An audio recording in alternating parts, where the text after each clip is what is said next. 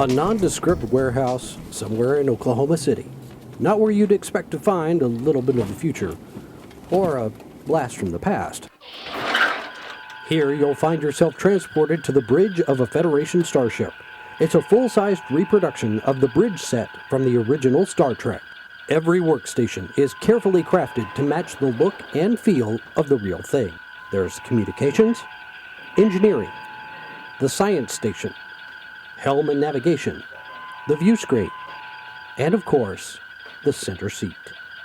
It started out as the bridge of the Starship Exeter, part of the Star Trek fan film production down in Austin, Texas. When they went dark in 2002, many of these pieces went into storage, and some didn't survive the weather that well. 2009, it made its way to Oklahoma City and found new life at Starbase Studios. There's another group that's contacted Jim and Josh Johnson from Starship Exeter down in Austin, Texas, that were or are still working on the project Starship Ajax. A guy named John Hughes was the person that got in touch with them and ended up transporting most of this stuff that we incorporated from the Exeter project out to El Reno, and they housed it in one of the hangars out at the El Reno Air Park. The guys that had it before us had posted an ad in Craigslist looking for volunteers, and I thought that was something that would be fun to do on the occasional weekend when I had time. So at the time, I had a lot of time to kill. So I contacted them. We started working as a volunteer. Eventually took over running the project, and then, like I said, eventually not long after that, we split into two projects so they could concentrate on doing their show and we could get the studio going for everybody to use. Richard and I came up with the idea we wanted to start running this as a studio and opening it up to other people that wanted to come and shoot here. So about a year ago is when we started Starbase Studios as we are doing it now.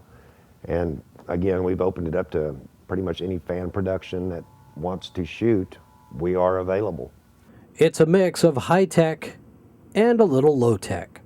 And it's still a work in progress. We have part of Sick Bay built right now, which I call the Sick Bay elbow, but it is one corner of Sick Bay with the bio bed and everything, where everybody would go to see Dr. McCoy, back on the original. We're going to construct more to where we have more of the complete set as time goes on and as we take in more donations. As we run all on a volunteer basis and everything is donated. So it takes a little bit of time to make the magic happen. This is the transporter. The transporter room is also under construction. We have the pad done, and we recently just got a piece of red carpet big enough for the pad itself. And as soon as it warms up back a little bit again, we can get some volunteers down here for work days. Construction will continue on that, but we hopefully have that done by March when we're going to be hosting our next open house at Starbase Studios. And this is the way we bring everybody in on whenever we do open house. So we put up netting so they can't get in here and unplug computers and electrocute themselves. 16 computers run 57 different monitor screens, all displaying as screen accurate as possible the displays that you would normally find on the bridge. Over this first year, we've had, I think, 8 films that have shot here. Only one's been released yet. That's Starship Valiant, which was a local show. They've released their prequel. The farthest to come was called Yorktown, A Time to Heal. They're out of Ontario. And I said just recently, I've been contacted by Starship Reliant out of Newfoundland, who wants to film here next summer.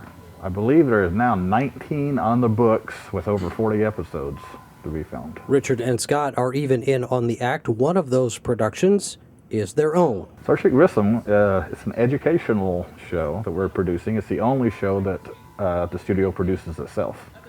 It's written by a group of teachers from Moore, Oklahoma. They write all the episodes and lesson plans that go with each episode. The lessons cover every core subject, all the way from not only science, math, and technology, but also arts and social studies, leadership.